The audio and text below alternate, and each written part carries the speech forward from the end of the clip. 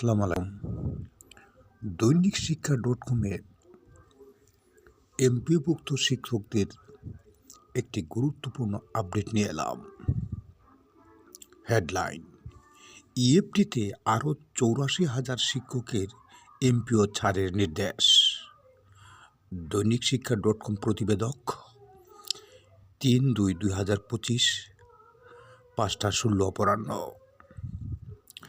বিস্তারিত খবর।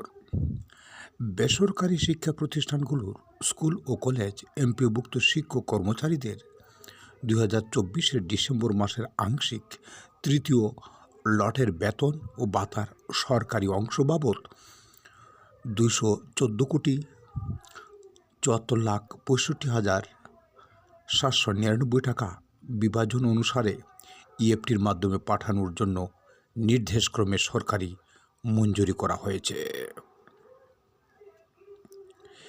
এমপিওভুক্ত শিক্ষক কর্মচারীদের আইবাস ডাবল প্লাসের ইলেকট্রনিক ফান্ড ট্রান্সফারে ইএফটিতে বেতন ভাতা ও অবসর সুবিধার তৃতীয় ধাপের টাকা ছাড়ের নির্দেশ দিয়েছে শিক্ষা মন্ত্রণালয়। এই ধাপে স্কুল কলেজের মোট ৮৪,৭৭৬ জন শিক্ষক কর্মচারীর অ্যাকাউন্টে টাকা যাবে। তাদের মধ্যে স্কুলের ৬৫,৬৮৩ জন ও কলেজের ১৯,০৯৩ জন শিক্ষক কর্মচারী রয়েছেন। সোমবার ৩ ফেব্রুয়ারি শিক্ষা মন্ত্রণালয়ের একাধিক কর্মকর্তা দৈনিক আমাদের বার্তাকে জানান, এ সংক্রান্ত চিঠি চিফ অ্যাকাউন্ট্যান্টস অ্যান্ড ফিনান্স অফিসারের কাছে পাঠানো হয়েছে।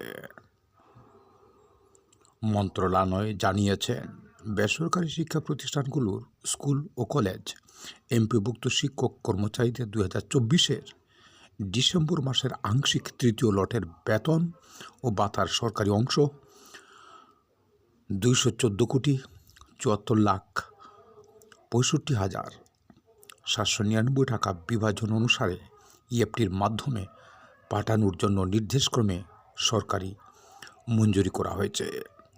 Chief accountant and finance officer এ বিভাজন অনুযায়ী ইএফটির মাধ্যমে দেওয়ার প্রয়োজনীয় ব্যবস্থা গ্রহণ করবেন এবং তার কার্যালয় এই টাকা বেসরকারি শিক্ষা প্রতিষ্ঠানগুলোর স্কুল ও কলেজ এমপিওভুক্ত শিক্ষক কর্মচারীদের বেতন ও ভাতার সরকারি অংশ বাবদ পরিশোধ করবেন।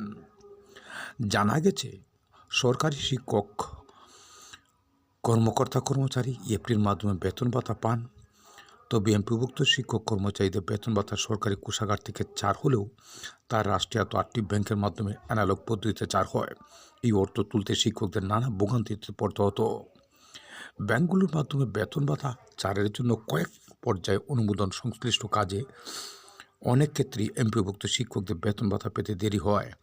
অনেক সময় পরের মাসের ১০ তারিখের পরেও আগের মাসের বেতন ভাতা জুটে। গত ৫ অক্টোবর বিশ্ব শিক্ষক দিবসে ইএফটিতে বেসরকারি শিক্ষকদের এমপিও বেতন ভাতা দেওয়ার ঘোষণা দেয় শিক্ষা মন্ত্রণালয়। প্রাথমিকভাবে বেসরকারি এমপিওভুক্ত স্কুল কলেজের ২০৯ জন শিক্ষক কর্মচারী অক্টোবর মাসের এমপিও ইএফটিতে ছাড় হয়। পরে গত ১ জানুয়ারি ১,৮৯,০০০ শিক্ষক ইএফটির মাধ্যমে বেতন ভাতার সরকারি অংশের টাকা পেয়েছেন।